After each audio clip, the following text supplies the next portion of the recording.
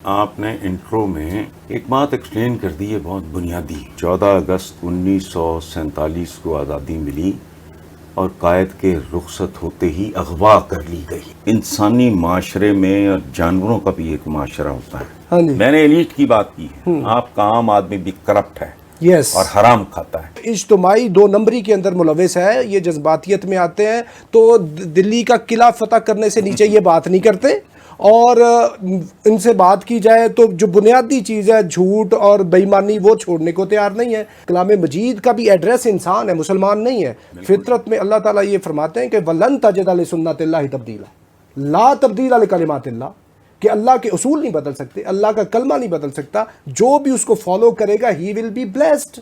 بسم اللہ الرحمن الرحیم. السلام علیکم ناظرین، میں ہوں doctor Muhammad Saleem and welcome to national narrative.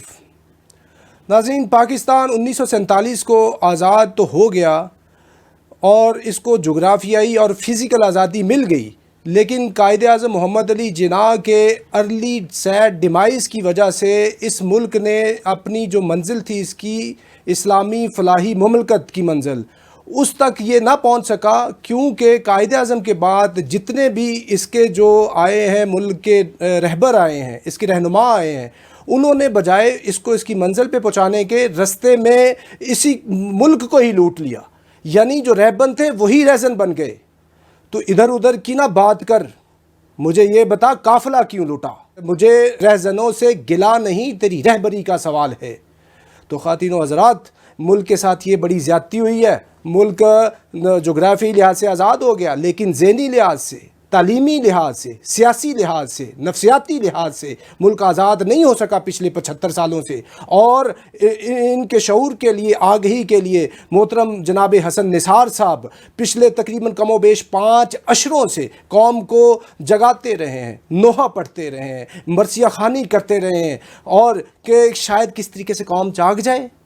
اور وہ اس کے مصداق کام کرتے رہے ہیں کہ گرچہ بت ہیں جماعت کی آستینوں میں، مجھے ہے حکم اذاں لا الہ الا اللہ. وہ اپنی اذان دیتے رہیں، پتہ نہیں کتنے جاگے ہیں نہیں جاگے.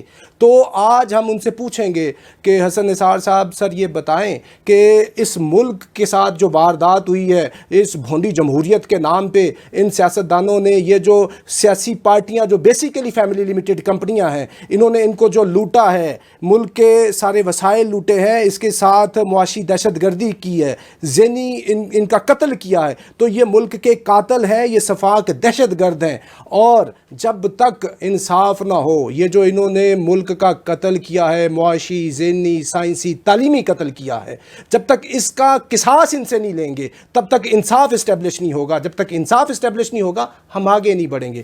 تو سر یہ بتائیں کہ پہلے تو ان سے قصاص لینا بنتا ہے، تو قصاص ان سارے 22 یا جتنے بھی یہ خاندان ہے، قصاص کیسے لیا جائے تاکہ انصاف اسٹیبلش ہو اور ہم آگے بڑھیں. ڈاکٹر صاحب، پہلی بات یہ ہے کہ آپ نے، تھینک یو ویری مچ، آپ نے انٹرو میں ایک بات ایکسپلین کر دی ہے بہت بنیادی. ہوا یہ ہے کہ آپ نے کہا کہ آزادی،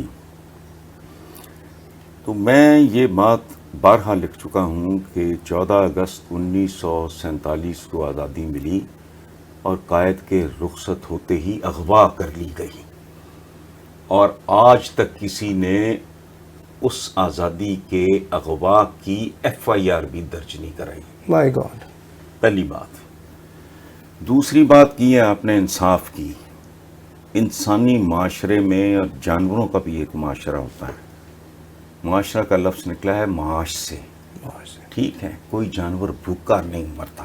بالکل. جہاں ملکی وسائل کی منصفانہ تقسیم ہو، اقتصادی انصاف ہو اور عدالتی انصاف ہو، اگر یہ نہیں ہے تو وہ کسی جہنم سے کم نہیں ہے. اچھا، پاکستان کا جو پرابلم ہے میرے نزدیک، میری ہمبل اوپینین میں، وہ یہ ہے، آپ نے وہ سنا ہوگا، ایک جوک سا ہے کہ کچھ لوگوں نے زراف اکٹھے کیا 10-12، کمپاؤنڈ کی دیواریں بہت اونچی بنا دیں. ٹھیک ہے، بالکل. اگلے دن دیکھا آدھے زرافے نکل گئے تھے، وہ گھیر گھار کے واپس لائے، دیواریں اور اونچی کر دیں. اگلے دن پورے ہی نکل گئے، پھر گھیر کے لائے. یہ رپیٹ ہوتا رہا. تو وہ کسی سیانے کے پاس گئے، اس نے کہا کہ میں تمہاری لوکیشن وزٹ کرنا چاہ رہا ہوں. وہ آیا تو اس نے کہا کہ الو کے پٹھو، تم دیواریں اونچی کر رہے ہو, دروازہ بند کرنا بھول گئے ہو. Oh my God. اس ملک میں دیواریں بہت اونچی ہوئی ہیں, روٹی کپڑا مکان, جمہوریت اور فلانا ٹمکانا, اسلامی نظام, یہ پی این اے کی موومنٹ, نظام مصطفیٰ, یہ سب ڈھونگ تھے, فراڈ تھا, دروازہ نہیں ہے. اچھا, اس کی میں آپ کو مثال دیتا ہوں. میں نے آج تک کسی قابل ذکر آدمی کے منہ سے دو چیزیں جو میں بولنے لگا ہوں, میں نے یہ ذکر نہیں سنا. پاکستان کے 22 کروڑ 24 کروڑ عوام ہیں, تو 24 کروڑ مسائل ہیں, لیکن basically we have two problems. آپ نے انڈائریکٹلی ان کی طرف اشارہ بھی کیا ہے. یعنی اگر پاکستان کا آپ نے یہ سینڈوچ ہے, تو جو پہلا سلائس ہے وہ ہے کوالٹی پرائمری ایجوکیشن, دوسرا ہے پاپولیشن مینجمنٹ. یہ دروازہ بند کرنا ہی بھول گئے. جہالت کا فلڈ ادھر سے آ گیا, اور وہ بچے جن کا پرسان حال کوئی نہیں, ان کا فلڈ دوسری طرف سے جاری ہے. یہ دونوں خوفناک سیلاب مسلسل جاری ہیں.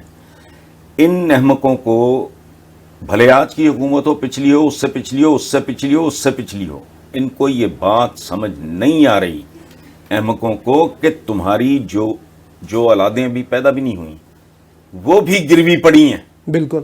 کس خوشی میں بچے جنتے جا رہے ہو پاگلوں کی طرح. اچھا, اب اس میں ایک مقدس مافیا ہے اس ملک میں جو کہتا ہے تعداد. ان احمقوں کو یہ نہیں پتا کہ تعداد کا نہیں ہے, استعداد کا زمانہ ہے. یس.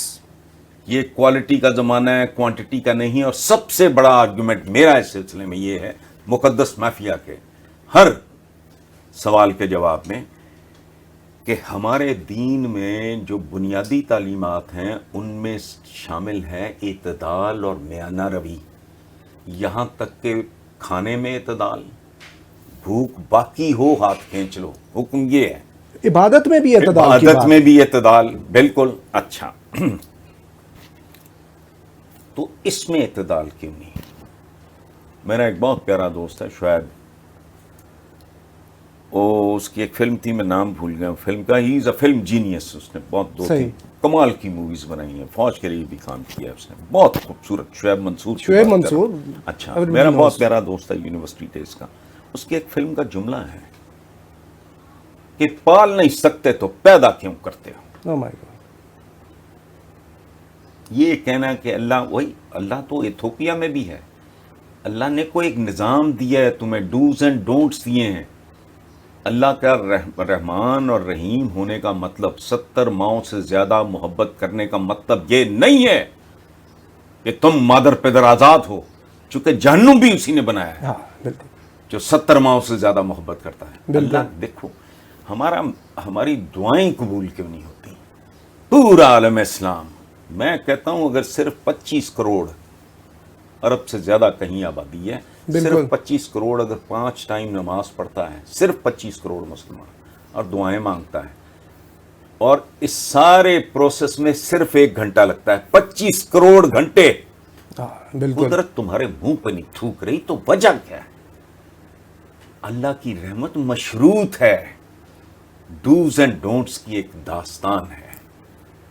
میں اگر جھوٹ بولتا ہوں, میں اگر کم تولتا ہوں, میں اگر کسی کمزور کے ساتھ ظلم کرتا ہوں, میں لوگوں کی جائیدادوں پہ ناجائز قبضے کرتا ہوں, میں لوگوں سے غلط وعدے کر کے ووٹ بٹورتا ہوں, میں اس ملک کو لاوارث ملک, اس کے لوگوں کے بچوں کے نوالے چھین کر میں ایون فیلڈ اور سرے محل بناتا ہوں, تو میری بخشش کہاں ہوگی؟ Out of question. اور ریڈی ایک بات اور, میں نے ایلیٹ کی بات کی ہے, آپ کا عام آدمی بھی کرپٹ ہے اور حرام کھاتا ہے. وجہ پورا سسٹم اس طرح کا ہے کہ اس نے گن پوائنٹ پہ معصوم آدمی کو بھی کرپٹ کر دیا. وہ پیچھے کیسے؟ ریڈی والا ریڈی لگانے کے لیے کارپوریشن کو بھتا دیتا ہے. بالکل. تو پھر وہ کیا کرتا ہے؟ وہ کم تولتا ہے, وہ ملاوٹ کرتا ہے. رکشے والا بھی وہ رشوت دیتا ہے. سارے ایوریبڈی, میں وہی کہہ رہا ہوں. تو آپ نے اس کو وائبل ہی نہیں رہنے دیا. یہاں 22 کروڑ 24 کروڑ جرائم پیش ہے, میں بھی شامل ہوں, آپ بھی شامل ہیں, ڈائریکٹلی اور انڈائریکٹلی سود کی اب یہ بات کر رہے ہیں. ان کو شرم نہیں آتی؟ یہ ملک مریخ پہ ہے. Superior nations who are calling the shots, جنہوں نے چاند اور مریخ فتح کر لیے ہیں، انہوں نے ایک سسٹم وضع کیا ہے، اور یہ ان معنوں میں ربا نہیں ہے جنہوں نے کروڑوں اربوں کے حساب سے سال کی تنخواہیں دینی ہیں ملازمین کو، کروڑوں اربوں روپے کی بلڈنگز ہیں بلاک کی، وہاں ان کے آفیسز ہیں، تنخواہیں ہیں، مینٹیننس ہیں، گاڑیاں ہیں اسٹاف کی، وہ کہاں سے پوری کریں گے؟ اب پریکٹیکلی کیا ہے، جس گھر میں بجلی کا، گیس کا یا کوئی بھی بل جاتا ہے اس پہ لکھا ہوتا ہے ڈیو ڈیٹ پہ اتنا، اس کے بعد اتنا. یہ بند کر کے دکھائیں سود، یہ لوگوں کو ٹرک کی بتی کے پیچھے لگا دیتے ہیں، ان کے پاس لاجک کوئی نہیں ہے. سر یہ مذہب بیچتے ہیں، کوئی بھی یہ پارٹی ہو، یہ جذباتیت قوم، جیسے آپ نے یہ مسئلے مسائل بتایا نا، یہ اوور پاپولیشن ہے ہمارا مسئلہ، یہ جہالت ہے، پرائمری ایجوکیشن نہیں ہے، اسی طرح بڑا مسئلہ ہماری بدنیتی ہے پوری قوم کی، اور دھوکہ دہی ہے، جھوٹ ہے، فراڈ وہ ہے. اسی لیے ہوا ہے کہ آپ جائز ذرائع سے اس ملک میں زندہ رہ ہی نہیں سکتے. You have practically made it impossible. یہ جو ٹاپ کا بزنس مین ہے، یہ ابھی عمران خان نے جو کوئی علیم خان کے بارے میں یا وہ جہانگیر ترین کیا ہوا، تمہیں پتہ ہی نہیں کاروبار کیا ہوتا ہے، نہیں ہو سکتا. ہاں بالکل. ریڑی والا ریڑی نہیں لگا سکتا، تو جو ملٹا بلینئر ہے، ہاں جنہیں بڑے بڑے پلانٹ چلانے ہیں، وہ اس ملک میں جب تک ان کتوں کے آگے ہڈیاں نہیں ڈالتا وہ کام کر ہی نہیں سکتا. یہ کنڈیشنز، یہ اسٹیٹ کی ذمہ داری ہے. ایک ایسا ماحول، ایسی کنڈیشنز، دیکھیں معاشرہ ہوتا ہے دو قسم کا، ایک ہوتا ہے پرو شر معاشرہ جس میں شر پھلتا پھولتا ہے، ایک ہوتا ہے پرو خیر معاشرہ. ویسٹ میں مجھے جاہل سے جاہل آدمی بھی قطار توڑ کے دکھائے، ایک انوائرمنٹ ہے. بالکل. اچھا ہمارے یہاں مثال دیکھ لیں، وائلیشن کم سے کم ہوتی ہے، کہاں ہوتی ہے؟ موٹر وے پہ کم سے کم، بیکاز سسٹم وہاں رول آف لا ہے. بالکل. تو اس ملک میں تو مادر پیدر آزاد ہے، کھاتا ہے، اس لیے چل رہا ہے. اچھا سر، بات یہ ہے کہ ہم بات کرتے ہیں کہ جناب یہ اوپر نہ اشرافیہ تبدیل نہیں ہو رہی، ٹھیک ہے، اوپر بڑے ظالم لوگ بیٹھے ہیں، تو نیچے کون سے بڑے کوئی پارسا بیٹھے ہیں؟ پورے کے پوری جو قوم ہے وہ اجتماعی دو نمبری کے اندر ملوث ہے، یہ جذباتیت میں آتے ہیں، تو دلی کا قلعہ فتح کرنے سے نیچے یہ بات نہیں کرتے، اور ان سے بات کی جائے تو جو بنیادی چیز ہے جھوٹ اور بے ایمانی وہ چھوڑنے کو تیار نہیں ہے. تو یہ پتہ نہیں خود فریبی ہے، یہ قوم کو دھوکہ دے رہے ہیں. کس کو دھوکہ دے رہے ہیں؟ یہ فریبی نہیں ہے، سب کو سب پتہ ہے، سب کو سب پتہ ہے. لوگوں کو بیوقوف بناتے ہیں، اور جاہل بھی اسی لیے رکھا ہوا ہے کہ اگر یہ پڑھ لکھ گئے چپیڑے ماریں گے ہمارے منہ پہ. ابھی ریسنٹلی ایک سلوگن آیا ہے اس گورنمنٹ نے دیا ہے، عزم عالی شان. ہو کیڑا عزم، کون سا علی، کون سی شان، پائندہ رہے پاکستان کو، اس طرح کا کوئی فضول سا. تم سلوگنز ہی بیچ رہے ہو، ملی نغمے ترانے بیچ رہے ہو، لوگوں کے پاس کھانے کو روٹی نہیں ہے. یہ آپ بات کرتے فطرت کی، فطرت کبھی زیادتی نہیں کرتی، اس کے مسلمہ اصول ہیں انسانیت کے لیے. کلام مجید کا بھی ایڈریس انسان ہے، مسلمان نہیں ہے. فطرت میں اللہ تعالیٰ یہ فرماتے ہیں کہ وَلَن تَجِدَ لِسُنَّتِ اللَّهِ تَبْدِيلًا، لا تبدیل لکلمات اللہ، کہ اللہ کے اصول نہیں بدل سکتے، اللہ کا کلمہ نہیں بدل سکتا. جو بھی اس کو فالو کرے گا ہی ول بی بلیسڈ. بھئی آپ بات کرتے ہمیں نظام مل جائے خلافت راشدہ کا، ابو بکر عمر رضی اللہ عنہ کا، جو عمر ثانی ہے ان جیسا. بھئی ان کی پہلے دھلائی کی گئی تھی، انہوں نے اتنے غزوے سریے لڑے ہیں، اور ہائیسٹ پاسبل لیول پہ ان کی اخلاقی تربیت کی گئی تھی، اور رسول پاک صلی اللہ علیہ وسلم کی شکل میں. پھر جا کے کہیں ممکن ہوا کہ ان کو وہ نظام ملا. اور آپ کیا کرتے ہیں؟ آپ کے اوپر یہ مہنگائی کے بام پڑ رہے ہیں، اور بھئی یہ میزائل لگ رہے ہیں آئے روز تیل اور گیس کے، تو آپ سڑک پہ نکل نہیں رہے.